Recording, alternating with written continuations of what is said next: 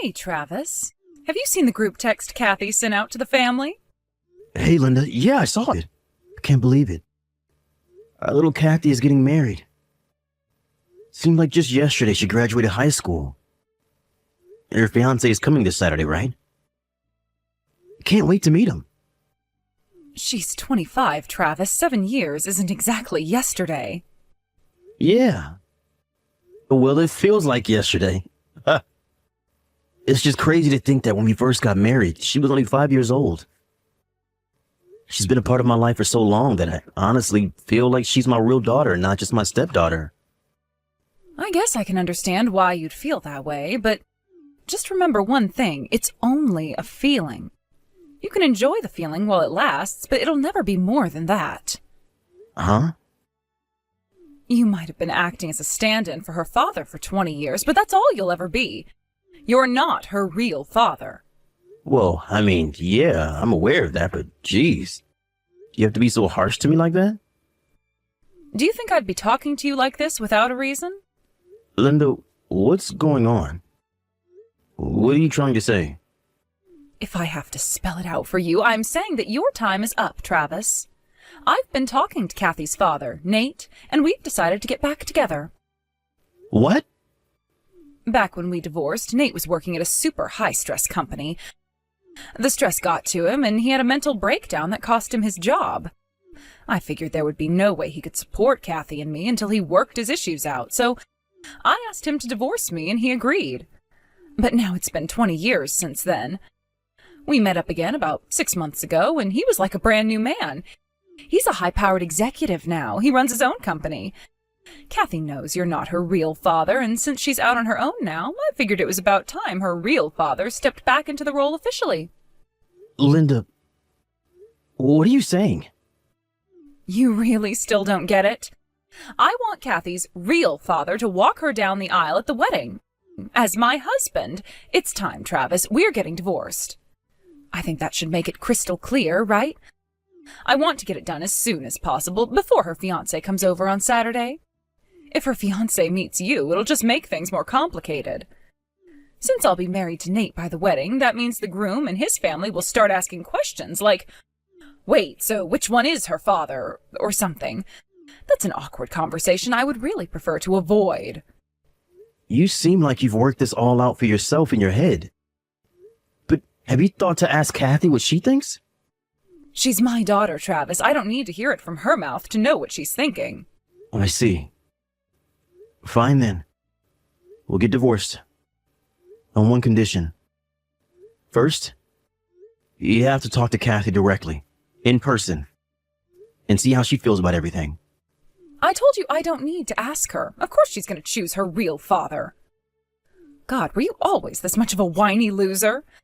I'm starting to wish I had made this move sooner. Just do everyone a favor and never talk to Kathy again, okay? I've made up my mind.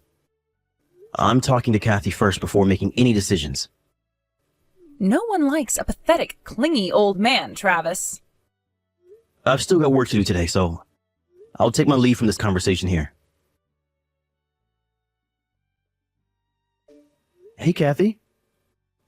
I saw the group text you sent out. Hey, Dad. I'm so happy to hear that Mitch finally proposed to you. I know how strongly you felt about him for some time now. Congratulations. Finally is right.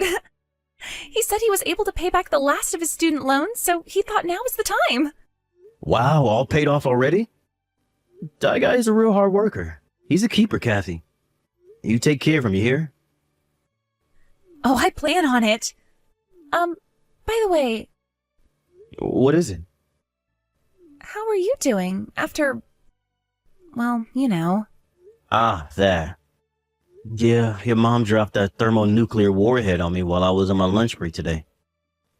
Apparently her and Nate are getting back together, so she wants me out of the picture. Yeah, that's my understanding too. Seriously, how can she do a thing like this? I was so shocked when she told me what was going on that I couldn't speak. I couldn't cry. I could barely even move. And then she told me I don't need to worry about you because since Nate's some big-shot businessman, she can leave you all the assets in the divorce. Oh, wow. I'm touched that she's going out of her way to be so considerate to me. She's so generous. A regular Mother Teresa. Did she tell you anything else? She said she wants to get the divorce settled by Saturday so she can introduce Nate as your father when Mitch comes over this weekend. Saturday? Isn't that just a teensy bit soon? Her plan is to have Nate walk you down the aisle at your wedding and have him at the family table as her husband. She said she wants to avoid having any awkward conversation with Mitch's family, so she only wants them to ever meet Nate. What? No, not a chance. That is not happening. Absolutely not. I mean, sure, he may be my biological dad, but he hasn't been any part of my life in 20 years. I barely even met him. I thought you'd feel that way, but your mother seems to have it in her head that you'd have the same position as her in all of this. It looks like her assumption missed the mark a bit. Seriously? But, I mean, I've already talked to Mitch about our family's circumstances. He knows the whole story. Sure, I never told Mom that I talked to him, but did she really think I'd withhold a detail that massive from my own fiancé? Yeah, and what's more, Mitch and I have already met, so I'm not sure what she thinks she's preventing. I know, right? But I guess Mom doesn't know about that either. And another thing, about the wedding. Mitch and I were planning on telling you guys this when he comes by on Saturday, but we're not going to do a formal ceremony. We're doing what's called a photo wedding, where you just take pictures as if it were a real wedding. Oh, really? You know, I think I have heard of those before. Yeah, they're kind of a new thing. Mitch's parents both passed away when he was young, and he has no siblings, so we thought it would be a good plan. Plus, you know, I'm not one for gaudy events, getting dressed fancy, being paraded in front of a bunch of people, that sort of thing. I see. Glad you're on the same page. Oh, the people at the venue did say that it was okay to bring guests along on the day of the photo shoot. I'm going to send you an invitation to that, so be sure to save the date, okay? Gotcha. I'll be sure to set it aside. That leaves one problem, though. Mom. Yeah, that's kind of a big problem. After all, I'm pretty sure Mom still has no idea that we know she's been having an affair, and this whole "we just happened to run into each other" nonsense is all a cover. There's no way she'd be telling that bold of a lie if she knew. You're right. So what do you think, Dad? What are you gonna do? Well, she just handed me the divorce papers a bit ago. Wow, already? Yep. I'm gonna make my move tomorrow. Tomorrow, huh? Well, I'm rooting for you, Dad. Thanks, sweetheart. Hi, Linda. I submitted the divorce papers to the courthouse on my way home from work. Wow, already? You're more obedient than I thought you would be. Good boy. Yeah, I just want to get this out of the way so I can get on with my life. Oh, well, good for you. All I want is to be divorced as soon as possible, so the sooner the better. Right, the sooner the better. So, the sooner you get out of my house, the better. You have till tomorrow morning. What? You're kicking me out? The house is in my name. Oh, well, I guess you're right. Don't tell me. You haven't made new living arrangements yet? You're not stupid enough to throw a stack of divorce papers at me without having a plan for what you're going to do after a divorce is finalized, are you? Of course not. I just, was caught off guard by the fact that you got the divorce papers submitted so soon, that's all. I'll start packing up my stuff tomorrow morning. No, didn't you hear me? I told you that you're going to be out of my house by tomorrow morning. You're only giving me till morning? I'll be staying at my friend's place tonight, so get your things in order and get the hell out. I'm going to come by the house at 9 a.m. tomorrow morning. You had better be gone by then. Come on, by 9 a.m.? I'm going to have to stay up all night in order to get all my stuff packed and move out in time. I don't care what you have to do. Get it done. It was you who told me you wanted to get divorced as soon as possible, and I gave you what you wanted. We're divorced. That's my house you're in, and I want you out by tomorrow morning. Fine, jeez. I'll do it. Just get off my back. Hey, Travis, just letting you know I finished moving my stuff out just now. Good. Thanks for letting me know. If you don't mind, can I ask you something? Make it quick. Kathy hasn't been answering any of my calls or texts since last night. Do you know anything? Has she spoken to you at all? No, I didn't message Kathy at all yesterday. Oh. Okay. Is that all you wanted? Can I go now? Yeah, sure, whatever. Great. Now that that's settled, I no longer have any reason to communicate directly with you in the future.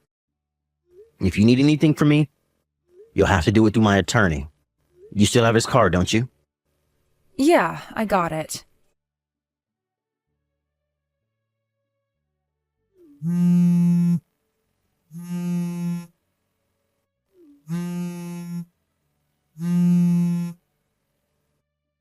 Travis, this is all you're doing, isn't it? I was very clear when I told you to talk to my attorney. I don't have that kind of time. This is an emergency. What did you tell Nate, Travis, huh? Tell me right now.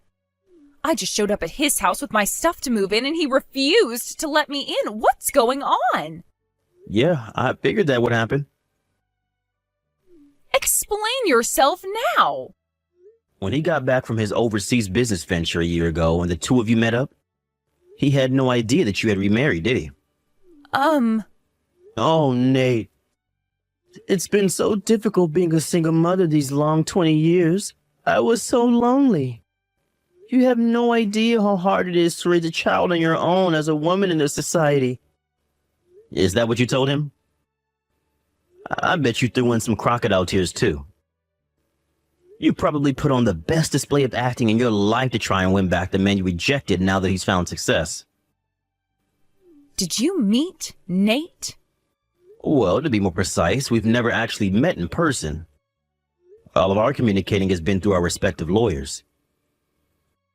But he did provide me with an affidavit stating that he had no idea you were a married woman, that you had lied to him and deceived him, that he was terribly sorry for any harm that has come to me, and that he's breaking up with you.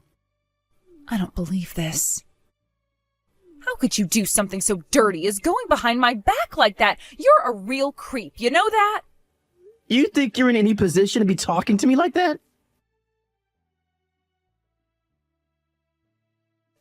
This can't be happening. I just went by Kathy's apartment, but she wasn't there. The whole place was dark. Then when I messaged her, she said that she didn't want to see me, so she was hiding out at her fiancé's house for a while. First Nate, now Kathy? Why? Why is this happening to me? Ordinarily, I would just tell you to talk to my lawyer again, but since this has to do with Kathy, allow me to fill in the blanks. Hurry up and tell me what's going on with her. Kathy knew that you were having an affair. She did? How? She saw the two of you in the act with her own two eyes. She could tell that the guy you were with had the same eyes as she did. It wasn't that hard to figure out what was going on. She saw us? Oh no. It doesn't make a bit of difference that the two of you were married in the past. You were married to me at the time. You betrayed my trust. You're nothing but a low-down, good-for-nothing cheater. But he's not just my ex-husband, he's Kathy's real dad. Real? Why are you so caught up on that word? Who's more of her real dad? The one who took her to her first day of school? Went to her high school graduation and paid for her college education? Or the one who has been completely out of her life for as long as she's had a mind of her own?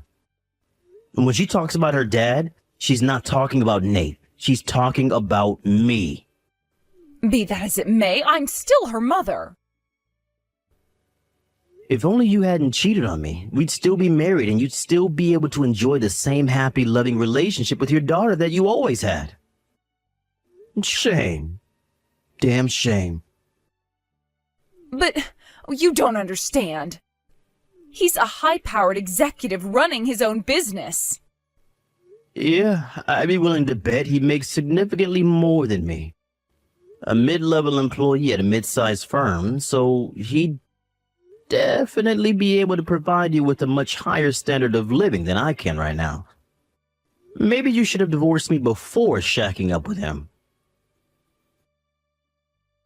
Well, All you had to do was be honest. Sure, you may have had a bit of issues to work out, but you could have wound up in a much happier, more positive position than the one you find yourself in now. Travis, do you think we can work things out between us? Not a chance in hell. I'm sure we can come to some sort of arrangement. We can start over, get a fresh start. I'm done talking to you. No! Now, for real this time. Anything else you want to say to me? Tell it to my lawyer. I don't want to talk to your lawyer. I want to talk to you. If you'd like to arrange a meeting with me, talk to my lawyer. He'll tell you no, though. Travis, wait! With nowhere else to run, Linda went crawling back to her parents' house to live with them. My lawyer went over there to discuss the possibility of settling my lawsuit for her affair out of court, which she agreed to. It seems like at the time she assumed that her parents would agree to foot the bill for her. But they're both retired and on a fixed income, so there was no way they could scrounge together the money to pay the bill for her. In the end, her father arranged for her to go be a live-in maid at the house of an acquaintance of his.